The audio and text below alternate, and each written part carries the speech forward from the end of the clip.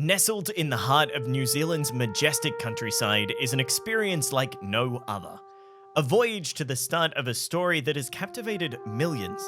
This is the Hobbiton Movie Set Tour.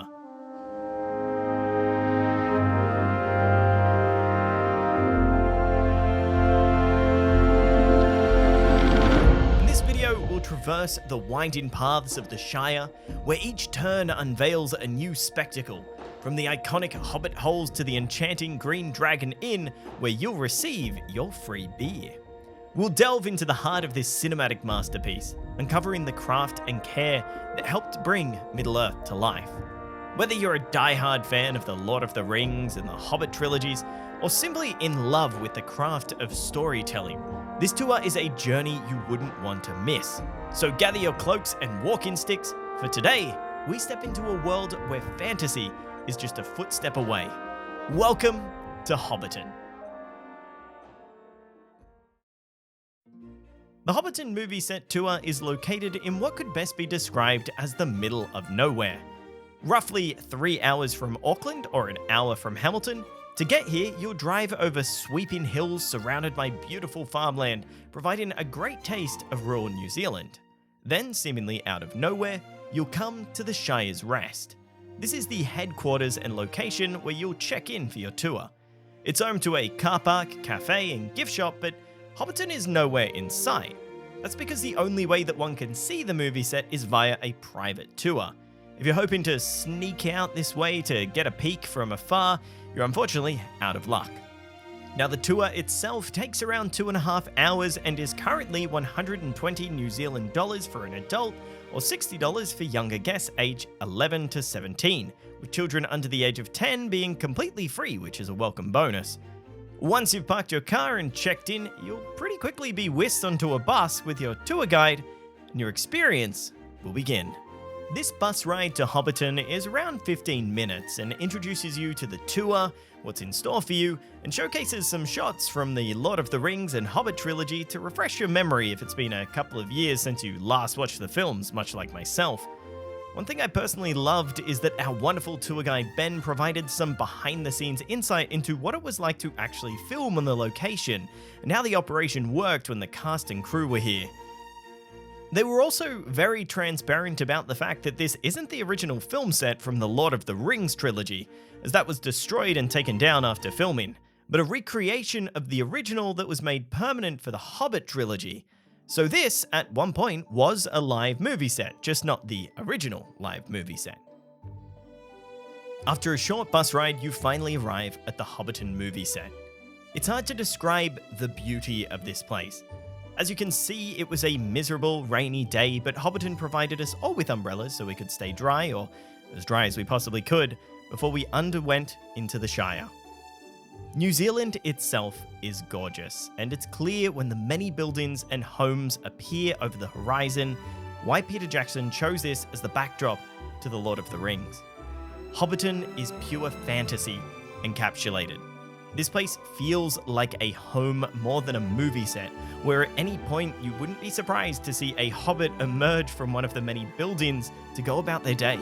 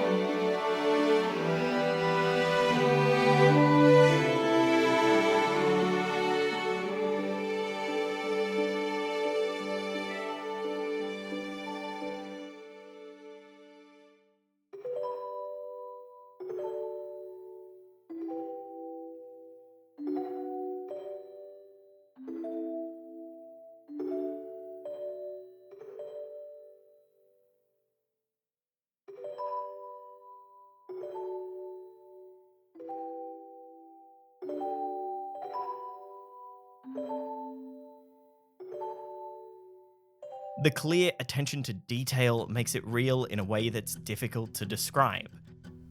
Each home and building has its own unique story, where you can tell that the designers had a blast making this fictional world a reality. Real smoke billows out of the chimneys, and the layout of the village works in a way that just makes sense.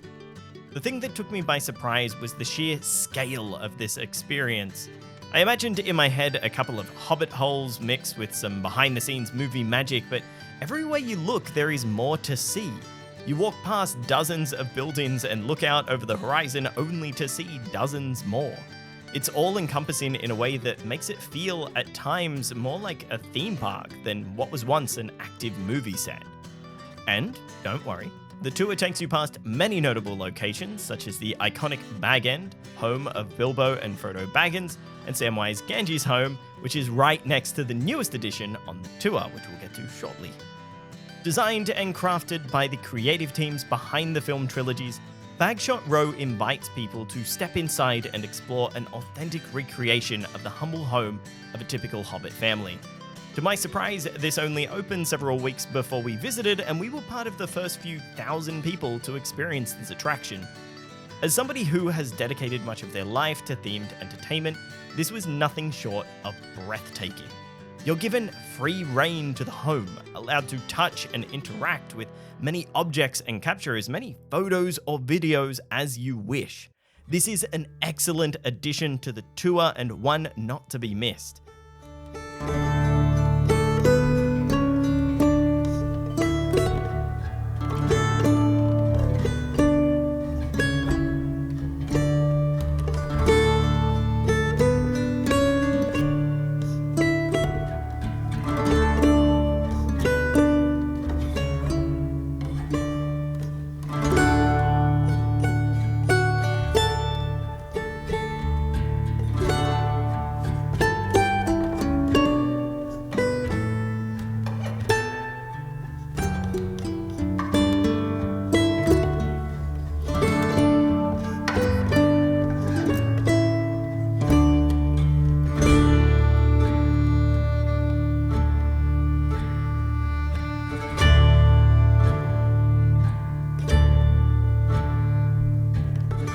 But it is also one of the last things you will experience before heading to your final destination, the world-famous Green Dragon Inn. Here you're offered a complimentary exclusive beer or cider, plus there's a small cafe to buy some baked goods such as scones or pies. It's the perfect, relaxing finale to what is a fantastic tour. After this, you'll say goodbye to Hobbiton and return back to the real world, where of course, you exit through a gift shop. Hobbiton, in my opinion, is one of the best experiences one can pay for in New Zealand.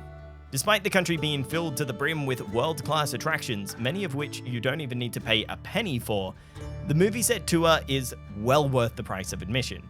Its remote nature does make it a little difficult to get to, but it's well worth the trip. And considering we were there on a miserable, rainy day, I thankfully have the perfect reason to return someday.